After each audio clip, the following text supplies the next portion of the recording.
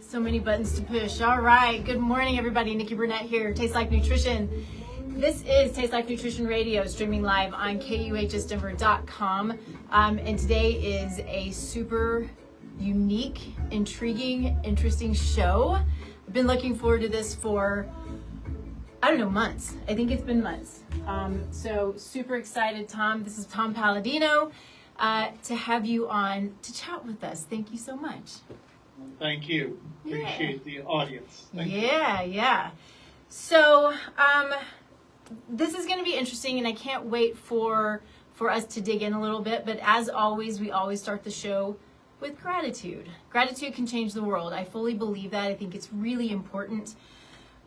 This morning I pulled up a little YouTube video that was of, what's his name? Bob Baker is a guy I found on YouTube. Don't know if you've heard of him. My husband found him years ago. And it's just listening to, kind of going through all of the things that you're grateful for. And you really just spend the time to appreciate what it is. And it just helps you think outside the box a little bit. Sometimes it's hard to, sometimes when we're stuck in the junk, it can be a little bit hard to, I've got to turn my music down. Hold on. There we go. It can be a little bit hard to really think of what we're grateful for. And there's so many things, no matter what our situation, there's so many things that we have to be grateful for. So, Tom, what are you grateful for today? Everything. Life, everything. I love it. I can't enumerate it. Everything. Every morning I wake up, I thank God for life. I love it. It's so good. It's, I think it's good to be big picture. I love to be big picture, and it's good to be, sort of granular as well. I woke up this morning and, I try to, I don't always, but I do most of the time these days. It really has become a pretty good habit. But as soon as I wake up, I'm thanking God for whatever it is. And sometimes it's just the breath in my lungs. I'm here. I'm here to do the things that he put me here to do. I'm here to serve. I'm here to love and to give and to learn, which is really what I want to do more of. And so we're going to do today. So I think that's what I'm going to say today is I'm grateful for the urge. It really is a need sort of deep inside to learn as much as I can. And I feel like I don't get to do it enough. So whatever that looks like, if it's talking to people like you, Tom, if it's going to conferences and continuing education, whatever it is that I can do, reading books, listening to books, whatever I can do, it's one of those things that it's a true pull. And it's not something that hit me until a little bit later in life. Well, that's not true. Probably grad school. I was like, this is awesome stuff. I love school, which I didn't before that. Anyway, so that's what I'm grateful for. I want to go ahead and jump in though, because Tom has some really interesting things to talk about. Not something that we've ever talked about here on the show before. And I'm just going to let you dig in. So just start where you are ready to start. We tend to start, kind of with your history, what got you to where you are, what motivates you, what excites you, and then we'll just go from there. With that theme of gratitude in mind, I'm grateful for your time, Nikki, and the time of the audience. This will be time well spent. So what are we going to speak about today? Scalar energy. What is chi or prana? Some people call that zero-point energy. And to illustrate, scalar energy is not electricity. I'm not working with electricity. I'm in my laboratory. These are scalar energy instruments that I'm working with behind me. And I want to demonstrate what I call quantum healing. So before we get into that, I'll go over a quick background of who I am and why we're speaking today. Yeah. I am a scalar energy researcher. As a youngster, I started to study scalar energy. I really was enthralled with the work of Nikola Tesla. Many of you have heard that name, Nikola Tesla. Later in his life, Nikola Tesla was working with scalar energy instruments, in which he was able to harness the energy of the sun and the stars as free energy and use that energy in a kinetic sense to perform work or some type of operation. Well, behind me here, these are scalar energy instruments. And I mentioned these instruments harness the energy of the sun and the stars. So this is, if you will, a miniature star I'm working with energy, not of a stream of electrons. No, it's not electromotive force. It's a miniature star that is so powerful, if I hold in my hand a light bulb, it can illuminate the light bulb. That's amazing. That is so cool. This is scalar energy. This is the ambient energy that I'm speaking of, the energy of the sun and the stars that I have learned to harness. And to give your audience a view, this is point with the scalar energy instrument. So, hey, notably, Tom, there are no moving parts. Tom, can you hear me? So where's this? Okay, sorry to interrupt you. I can hear you loud and clear. Okay, you broke up there as you moved your camera, and so when you were showing your lab, we didn't understand what we were seeing. Okay. I'm pointing to the instrument. This instrument has no moving parts. So it's not an induction motor. We're not trying to create the motion. The motion already exists. The kinetic energy is from the sun and the stars. So what does that mean? It means that if we can harness this energy, we can perform work functions. The energy in and of itself is intelligence. And this instrument can carry out a function that we so desire. So before we get into that, let me just review. This is a new technology. I'm a theorist. I'm a scalar energy inventor. I work with custom-built instruments. I believe this informational system, scalar energy, serves as a new and promising technology to mankind. In many ways, I'm trying to continue with the work of Nikola Tesla, the great inventor himself. It's so funny because I don't usually have a hard time with a comeback or with a question. I mean, I have lots of questions, but I just sit here and I listen to you and I think, okay, you're harnessing the energy of the sun and the stars with these instruments that look like, well, I don't know what they look like, futuristic, but this is futuristic, or it's today, but I'm going to just let you continue because it's so fascinating. Well, stop. No, this is what I want. I want you to describe what it means, what quantum health means, what quantum physics means. Does that make sense? What is quantum physics? Yes. Electromagnetic physics.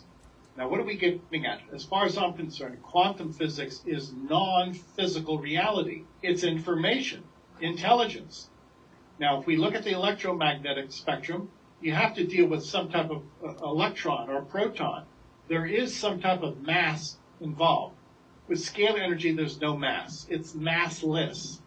Now, this is what's so intriguing and so delightful, that we no longer are bound by mass.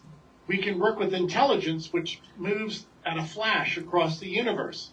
So why, if you will, curtail our activity with the movement of electrons? Why not work with consciousness or intelligence that can facilitate any function much easier than that of AC or DC electricity? So with that in mind, I work with an intelligence. Scalar energy allows me to broadcast, to administer intelligence, which is the end result that we desire. Now, first, let me set the ground rules. When I work, I only work with photographs of people. This is my photograph. I actually take a photograph of a person and I place it in the instrument. My quantum field, my energy field on that photograph is now experiencing energy. I can feel that right now. If this instrument is so strong it can illuminate a light bulb, that's the identical energy going into my brainwaves and my 7 chakras. Here, let me demonstrate this. She's so strong, if I hold this fluorescent tube close to the instrument, it will illuminate. Now imagine that type of energy going into your quantum field.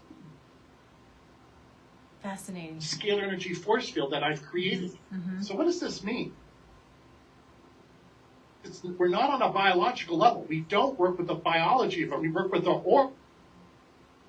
their information field. And the information field is a higher order than the buckle. So when I work with a person by way of their photograph, it is indeed their information, their quantum, perhaps their spirit, depending on your cultural background. we work in the non-physical realm of quantum. Okay. So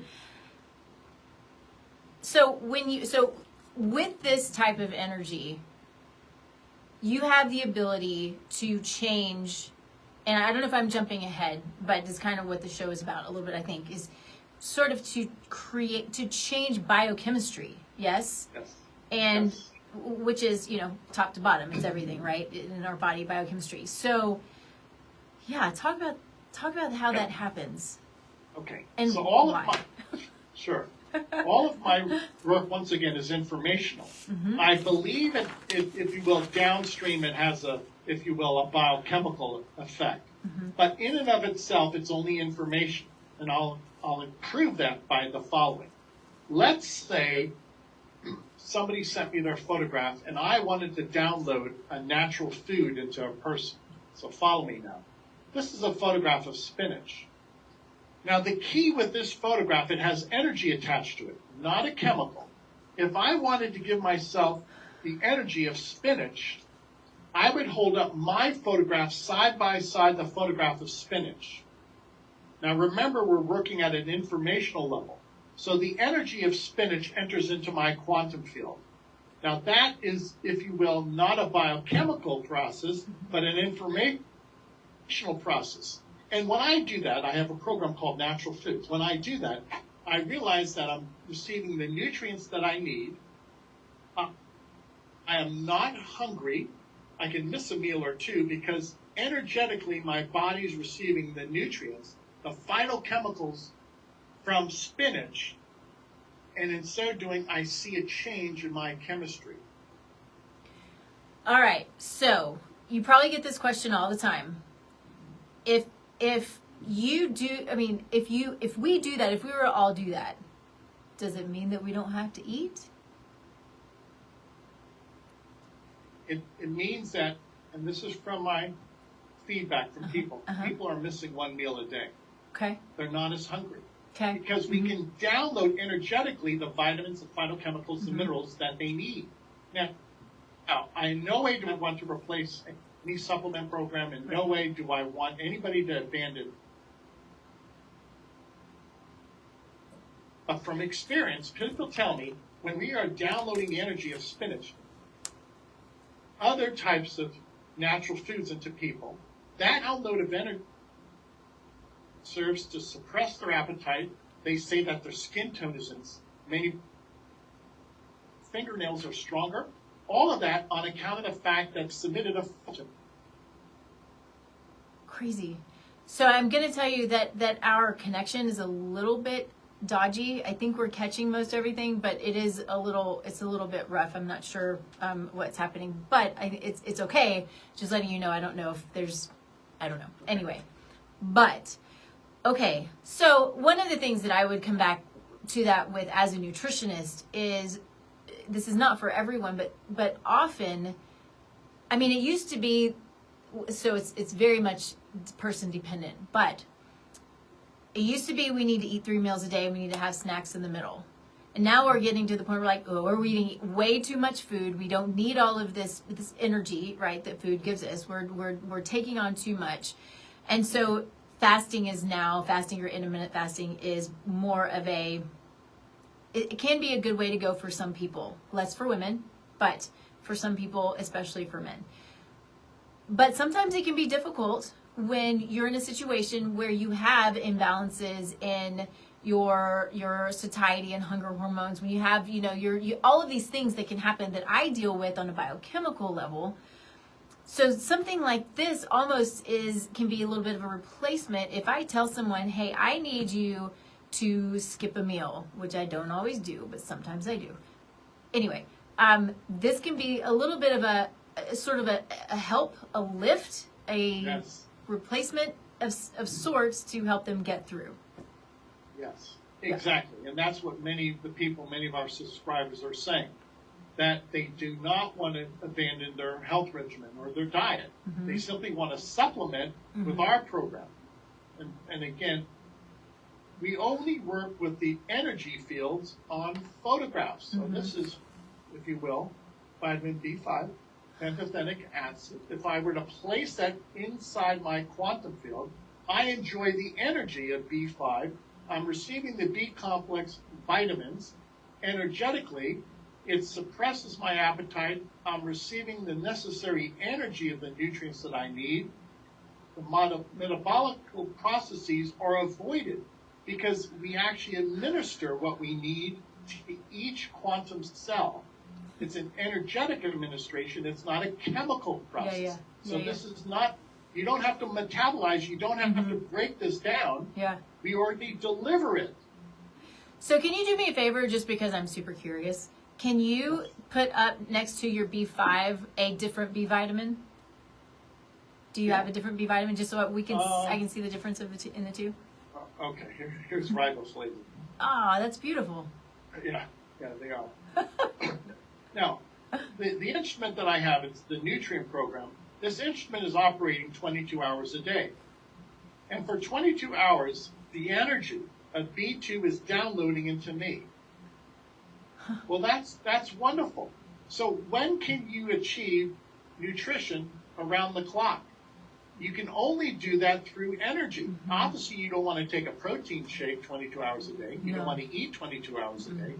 So I'm trying to solve problems. And one of the ways is by delivering nutrients via light. There's no caloric intake. You don't have to worry about metabolism. The energy itself is self-regulating. There's never an overdose. It's only at the energetic level, which brings us to a higher state of operation, of being. We're not at the physical level anymore. Which is amazing too, because again, going back to the way that I work, I try to tell people we're not meant to eat all the time. Our belly is not meant to be full all the time. It is intended to empty. It's intended to it works better when it's empty, right? When we're feeling things move around, it's starting to push out microbes and things that are not supposed to be there. So to be able to, for those who do have this propensity to overeat, or do have their hormones that are way out of whack, creating cravings, or you don't know when you're full, or you don't know when you're hungry. There's all of these different things that we can see and deal with all the time. This is so fascinating, because that's what we want. We want the body to have what it needs, but we want to also give it a break, and that's what this is going to do, is give the body a break. Precisely. Yeah. So there's so many things we can do with this energy, because it's intelligence. I contend that once scalar energy research takes off, it will replace most of our existing technology. Why? Because our existing technology is brick and mortar. And that's not to besmirch anybody's hard effort. But if it's much easier to do this at the quantum level of intelligence, as opposed to the chemical level, as opposed to having to have a physical office, etc., this does away with, if you will, all of those encumbrances. Okay, can you talk more about that? Yeah. Well, today, early in my lab, I worked with 500,000 photographs. Okay. And not only did I download vitamin D2 or riboflavin into those people, I also have a technique whereby I can take a photograph of a microbe, in this case a virus, and this is Epstein-Barr. I can look for the energy, the signature of Epstein-Barr in a person through the photograph and eradicate it, destroy it. That's fascinating. Epstein-Barr is prolific and prevalent in everywhere. Yeah. So to be clear, this is the energetic way where we don't need a syringe. You don't need to visit a clinic. We do this through your quantum field. My quantum field, if I had the Epstein-Barr virus, this photograph of Epstein-Barr virus would identify the signature, would identify the character of Epstein-Barr, and then bring Epstein-Barr to a state of chaos. You can do that easily in the quantum field. If I had Epstein-Barr, this instrument would act upon this photograph, find Epstein-Barr in my energy field, and eradicate it. So, so you're gonna you might be making the medical community a little frustrated by this. I would say that eventually scalar energy research will change the social order, including the medical model, the transportation model, the energy model. If I can illuminate a light bulb locally, eventually I'll be able to illuminate a light bulb at a distance. By the way, Tesla was able to illuminate light bulbs at a distance of miles. Oh, wow. Without wires, without a power station. So understand where we're going with this. Without equivocation, this is a miniature star. This is not a miniature electrical plant. I'm not working with coal or hydrogen. I am working with a star. Fascinating. Okay, so expand on the transportation piece of it. Okay. Scalar energy is the cause of gravity. And there have been scalar energy researchers. My predecessor, by the name of Hieronymus, was able to develop scalar energy instruments that would levitate. They would negate gravity. So keep in mind, gravity is an intelligence. And if you can negate or in some way subdue gravity, you have anti-gravity. And this has been proven before. So in the future, once we understand scalar energy, we should be able to negate gravity, and then we can overcome distance through an anti-gravity platform. That has been achieved. Okay, so I want to continue on that, but I want to understand what you mean by gravity is an intelligence. I just lost connection with you for some reason. Okay. Okay, can you repeat that? Okay, yeah. So I want to continue with what you were saying, but I want to understand what you mean, and if you already covered this, I'm sorry, this is a lot for me. What you mean by gravity is an intelligence. Scalar energy is the cause of everything. It's an intelligence. So everything needs intelligence. Every physical manifestation has an instruction or intelligence prior to that. It's scalar energy that causes gravity. Scalar energy is a double helix. And when this energy is inward, then you have a force field or a gravitational field. If you relax that energy, and it becomes, if you will, outward or centrifugal, then gravity relaxes. There was a scientist by the name of Grebennikov, and I'll share with you a photograph someday. He had a levitating platform of scalar energy. He could levitate, he could overcome gravity with this platform. And he did it by negating the scalar energy force field. So you either have gravity, which is really a concentration of scalar energy. You relax scalar energy. You have anti-gravity. Once you have anti-gravity, you can travel about freely without impediment. Okay, so I'm going to ask you a question, and this comes from knowing what your beliefs are. But to you, or to anybody who is a believer, I mean, in my mind, this is, proof is always fun, to have proof of things that we don't see and that we don't feel or touch or get, right? But, God is intelligence. This is proof of God. If everything has an intelligence, if gravity is an intelligence, this is proof of God. Yes? Yes, Yeah. It is. Yeah. This is the God force. That's what I'm working with. And here's my contention. I come from a Christian background. The Ark of the Covenant was a scalar energy device. It gave off scalar energy. And this is why the Ark of the Covenant is so unique. If you recall, sometimes they said there was a light that would come from the Ark of the Covenant. Well, similar to the light that shines on my light bulb. So that's where we're going with this. We're going with this innate, this organic energy that I firmly believe is divine. Only God can illuminate the stars. And if I've recreated a star, then I've recreated, if you will, a miniature version of the Ark of the Covenant. Well, that's big. It's like, I don't even know what to say to that. Okay, so some of the things that you're doing at this point is, I feel like I might be jumping ahead a little bit, but I think it's pretty fascinating that you are working globally with people, and specifically people who are third world countries and things like that, and you're helping these people essentially in their health care. They've also been part of your sort of your data bank, essentially. Is that the correct way to say that? Yeah. I'll explain. I'm going to hold up a photograph. Yeah. This is a photograph from an HIV clinic. This is the Om Prakash HIV/AIDS clinic in Delhi, India.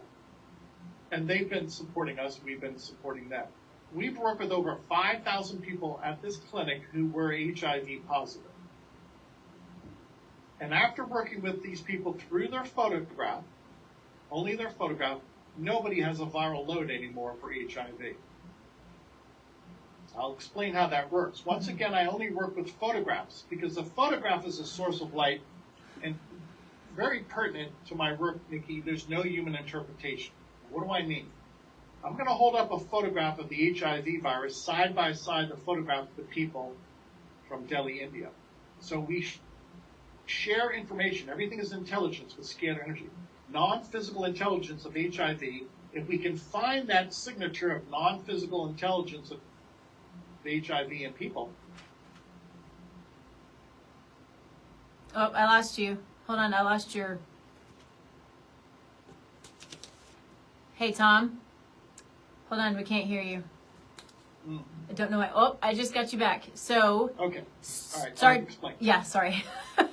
If I take a photograph of the HIV virus and I match it up, I have these two photographs communicate.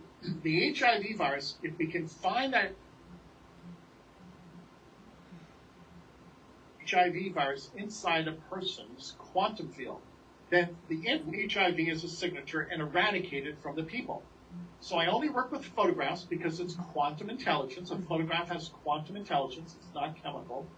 Every person, we work with over 5,000 people at this clinic in Delhi, India, by way of this process with photographs as identifiers for signatures. And nobody at the clinic has a viral load anymore for HIV. How long did that take? Only a month. What? Here's one of the test results from the clinic. This individual was HIV positive for years, and now this individual has no viral load. Amazing. So amazing. And so you're doing this in India. Where are some other places you're doing this? In Tanzania, we do a lot of pro bono work because obviously healthcare is expensive and there has to be an alternative. And I'm going to hold up quickly. This is a testimony from Tanzania. I'm just going to brief through some of the photographs of people who were HIV positive from Tanzania. And after we work with these people, everybody in this photograph is attesting that they no longer have a viral load for HIV. And many of them were HIV positive for 10, 20 years. Everybody's feeling better. This report is on our website. It's another demonstration that working through a photographic force field, we can produce a favorable outcome. Fascinating. I just keep saying that fascinating. It's like, I can't stop. Okay, so I think what I would love to hear, again, because this is, I've come to not really appreciate the word woo or woo-woo, because I'm data driven, but I also know there are things that maybe we don't understand or get or don't have education on, like, oh, well, that's totally woo-woo, right? What are other viruses, and I love stories, right? Testimonials, whatever you want to give, that are like that. HIV, you said Epstein-Barr. You're seeing that you're doing more work in Epstein-Barr. Are there others? What about things like long COVID? Here's one. Here's a test result for herpes. Okay. So people send us their photograph, and after we work with them, people tell us they no longer have a viral load for herpes. Here's another PCR test for herpes. Okay. So it's very straightforward, and I want to make this clear. These are photographs of various viruses of the herpes family. When I match up, when I place in the instrument my force field matching it up to the force field of herpes. The two communicate instantaneously. If whatever herpes virus I have in my quantum field will be negated by energy. So keep in mind, don't think of the biological level. Think of the informational level that drives everything else in the universe. If we can take the information of herpes and bring it to a state of chaos, herpes ceases to exist. That's what I'm doing. So freaking cool. I negate the intelligence of herpes. If you negate the intelligence of herpes, it ceases to exist. Cool. So my mind went to, well, if you negate my intelligence, right, then I cease to exist. Well, in a broader sense, yes. And let me explain what I've learned. Scalar energy is a double helix. It's this identical ratio and proportion of our DNA. So it's my contention, what is DNA? It's scalar energy. We are created and maintained by scalar energy. You know, think of this, Nikki. You've studied the DNA molecule. It's rather involved. Yeah. And you know, there's so many base pairs, and you say to yourself, how is that coded? Where's that intelligence come from? Scalar intelligence is responsible for DNA intelligence. Scalar energy is the cause of DNA. That's super cool. I'm contemplating whether I want to move forward with this, just because what I want to say is it comes from a conference that I went to, and so it's not I don't have a true understanding of this, but I'm going to do it anyway. So I go to a specific conference. Well, I'm just going to say it's a company called Scalar, which everybody knows. I'm totally in love with this company because they do they do so many right things, and we're very aligned in our beliefs and our views, and I think you would be as well. We're in a place in our world where, I mean, I truly believe science has been bastardized, right? It's about money. It's about agendas, and I kind of have gotten away from saying science. I say more evidence-based. That can still be bastardized as well. My point to this is, one of the things that they said that has stuck with me is that we have been there's nobody really knows what a double helix looks like because it's not been found, right? We talk about it and we know that it's there. We know, I mean, I talk about the epigenome all the time because the epigenome is what gives us control over ourselves. It is God's free will that he gave us. To me, it's kind of, they go hand in hand. And trying to not be too wonky with this. Point of that is, we know that it's there. We know that we have DNA. We know we have these genetics. We know we have epigenetics. But I think it's so fascinating because, to me, it is a God thing. Scalar lights, God created, is how it is, who we are, and how epigenetics gives us our free will. It's all God-given. And I don't know if any of that makes sense to you. Okay, good. It does, and thank you for elaborating upon that. Continue. Yes. I don't know if I know how. It's more to the point that there's so much that we don't know and understand that is outside of who we are as a human experience. We can talk about just, energetics, right? And, I used to go energy, that's totally woo-woo because I don't understand it. God created energy. So I have impact on those who are around me, whether I say anything or not, right?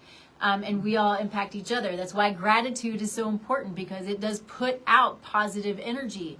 It creates goodness and wellness around us when we have gratitude. And if we're sitting in negativity, it literally will bring everybody down around you. And so I think it just goes beyond this. There's so much that we don't understand that's so beautiful and fascinating, and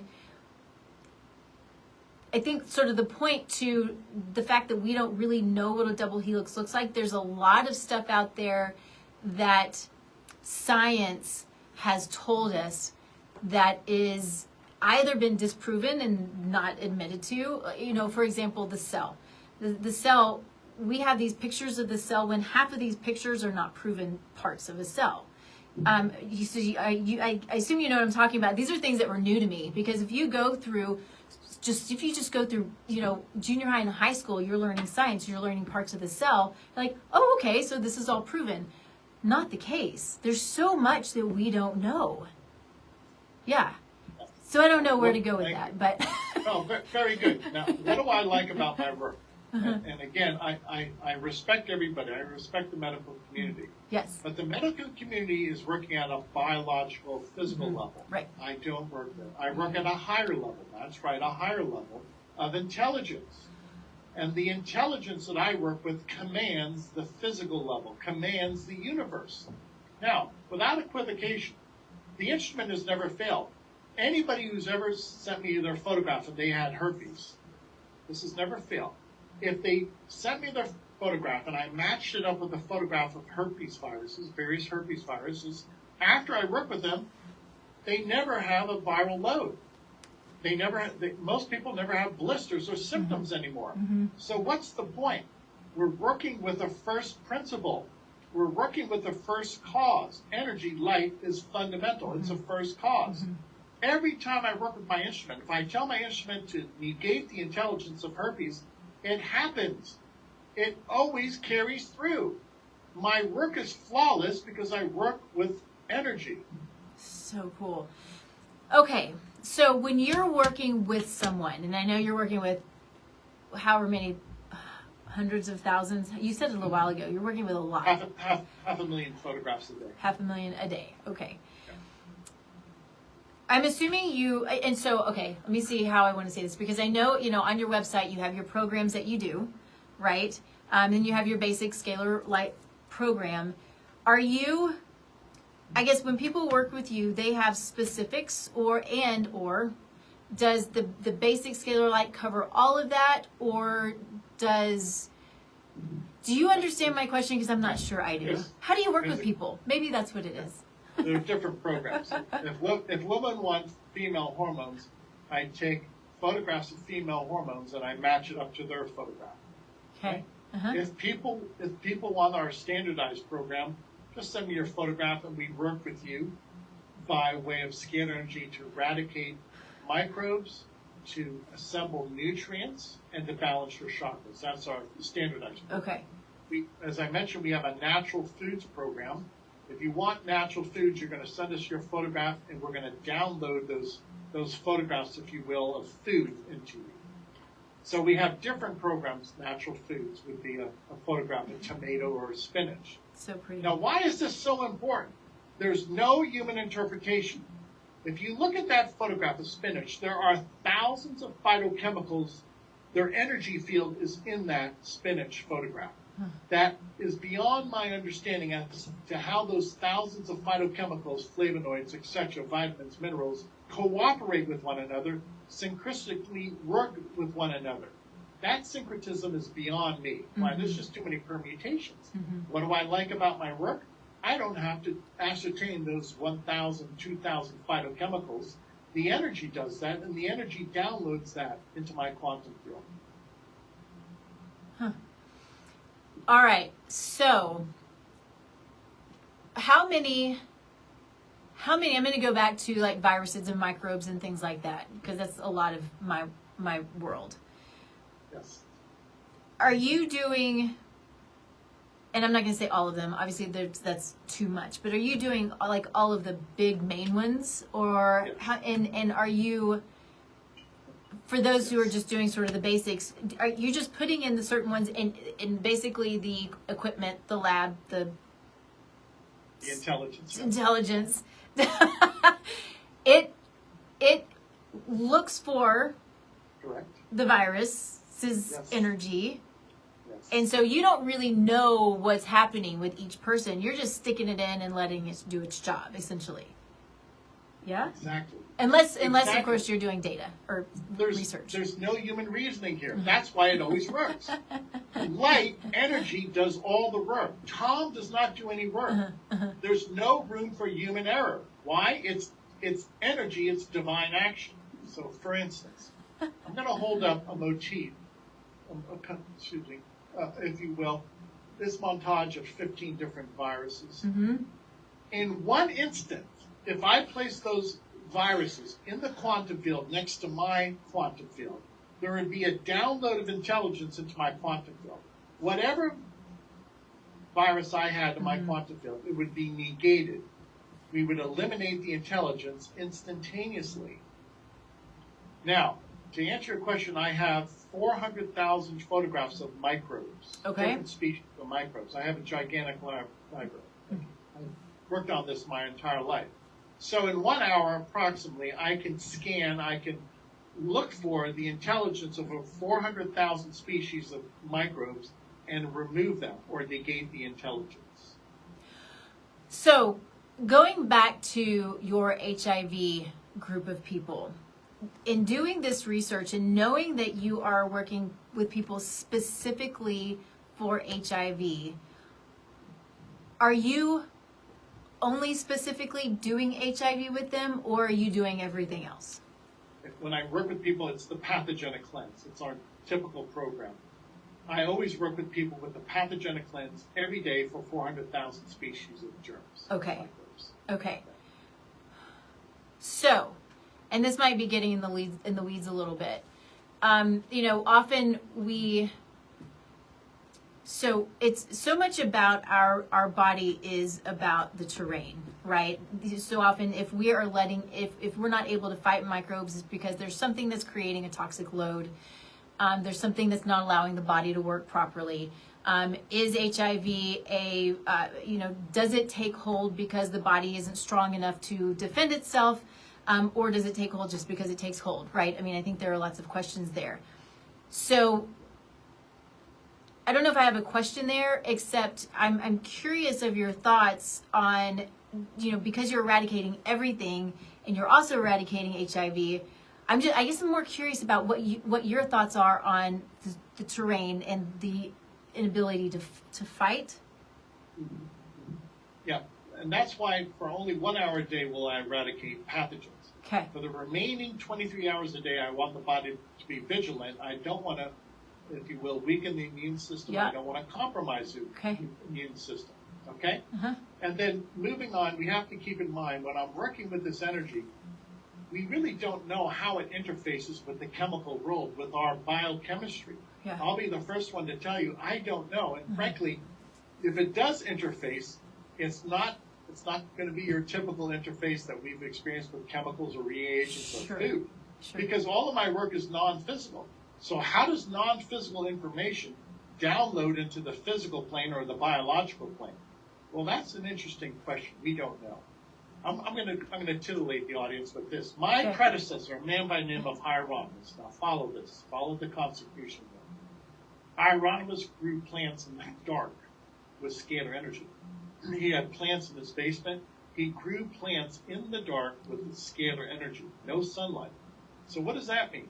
That apparently scalar energy, this is obviously a biological form, plants, can receive energy from the sun, the stars, and grow. They receive their sunlight and their nutrition through a scalar energy instrument. Okay. So were the plants in soil, in water? Yes. They were in soil. The plants were in soil, and yes, they were potted plants, and he did water them, but there was no sunlight. No sunlight. So it's completely dark, and he just used the energy. So it wasn't like it was your light bulb. It was just. That's correct. Dark. Okay. He actually, if you will, funneled scalar energy into his basement. So that, in many ways, proves that scalar energy really is the driving force behind photosynthesis. That is, sunlight or starlight is really the commanding general of all photosynthesis. And that, what we understand of electromagnetic energy probably has a secondary effect. Okay, so on that, we're talking about, electromagnetic energy, because we have, I'm assuming good electromagnetic energy, but we also now have electromagnetic frequencies that are often very problematic. So is there a difference between the two? Let me say this. all energy of the stars initiates a scalar energy. It's a double helix. And then when that double helix breaks down, it breaks down into electricity and magnetism. So electricity and magnetism are a derivative of the perfect energy, scalar energy. Scalar energy is the only perfect energy. Okay, so would you put electromagnetic energy and electromagnetic frequencies, are they the same thing or are they different? They are the same thing. I'm considering the same thing. And we know that some people say through music that there's some frequencies that are pleasant. Yes. Other frequencies are unpleasant. So we have to identify those frequencies. Now, keep in mind, scalar energy is not electricity. There's no frequencies with scalar energy. Okay. It's not the degraded form of energy. Oh, I like that. The degraded form of energy. Okay. Yeah, that's interesting. I think of, we have our, and I don't know a lot about this, but our beta waves and our theta waves and our, these are our brain waves, and then the things that we can take in, the frequencies to help our body. We talk about there's music therapy, there's sound therapy, there's so many of these really amazing sound frequencies that are beneficial. And I guess, put out positive frequencies if we're kind of going energetic. And then, I guess what I'm getting at is it makes me think about the snowflake, right? The snowflake that you talk really terrible to, or it's just, I guess, as ice freezes, whatever that study was. Beautiful and fascinating, because that again goes back to the positivity and the negativity of that affects everything around you. Yes, and that's a scalar thought. Thinking, consciousness is scalar energy. And when you think, you can impart a beautiful form on a water molecule. But when you're negative, you see some distortion. Why? Well, those are your thought patterns. That's scalar energy. I'm firmly convinced that we have geniuses in this world. And one of the reasons they're geniuses, they can assimilate scalar energy much easier. You've heard of some people who can memorize easily. Well, that's a scalar energy gift. Yeah, I want that gift. That would be a really great one to have. Okay, so I think I want to have you on again, because this is so amazing. I do have to start to wrap up, but two things. I want to make sure if there's anything that you didn't say that you want to say, I want you to say it, because this is just, it's fascinating, it's amazing, it's hard for my brain to comprehend, but I love it. So I want you to, anything else? It is a new science, and I want to introduce this new science to the world. Now, my work is unique because these instruments are unique. So what's the point, Nikki? I want to intrigue people. I want people to get on the bandwagon. I don't want to be the only scalar energy researcher.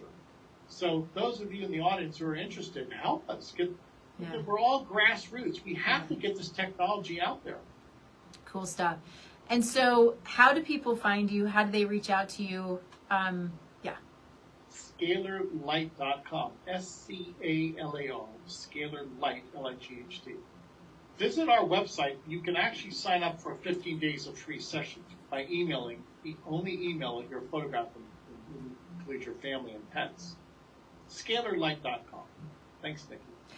Well, I love that too, because your family and your pets, which is cool. And I will say that I have been a part of this since the last time we talked. It's probably been 3 months. And I included my family and my pets. And so it's all, I at some point would like to just kind of talk to you and pick your brain, one-on-one, if you don't mind. But thank you for this. This is, again, it's just the coolest thing. I love having people like you on who are passionate, but it's about sharing, it's about serving, it's about giving, it's about bringing all of the goodness. And I love where you're coming from, anyway, thank you for that. Thank you. So, everybody, all of his information, his free 15 days, all of that stuff we'll have in the show notes. We'll have in the comments section. I am seeing that Instagram did not work this morning, so we'll still put everything out there that we can. But you can always find us on YouTube. You can always find us pretty much all over the place. And then, of course, anywhere you find your favorite podcast, we're going to be there as well. So dig in. This is cool stuff. It's really cool. I love the data behind what you're doing and what you're giving to people. So thank you for that. And you can find me anywhere you find Taste Life Nutrition. So the website's tastelifenutrition.com, all the social media, Taste Life Nutrition. You can reach out, and I have a free assessment that you can. I should probably start putting some Scalar Light stuff on my assessment, but we'll fill that out, and I'll reach out to you, and I'll see if there are ways that I might be able to help, or if anybody who I know is doing really cool things, if they can help you as well, because my goal is always to be of service and to find the people who are going to best serve you. So also, we were talking a little bit about epigenetics a little while ago, which is sort of where I love to nerd out a bit. Soulful conception is my heart. We have such an amazing ability if we take the time to prepare for pregnancy prior to getting pregnant. We can impact generations of health, and I want to create awareness around that. I think it's so important to really plan for pregnancy, both mom and dad, and take the time to get as healthy as you can, so you can have that healthy pregnancy, healthy baby, and healthy great grandkids. So anyway, if you have questions about that, reach out. That is going strong, having a lot of fun with that. And that's what we got. So join us here next week, 10 a.m. Mountain Time on KUHSdenver.com. Appreciate you being here, and we'll see you next week. Bye, guys. Tom, hang on with me just 1 second.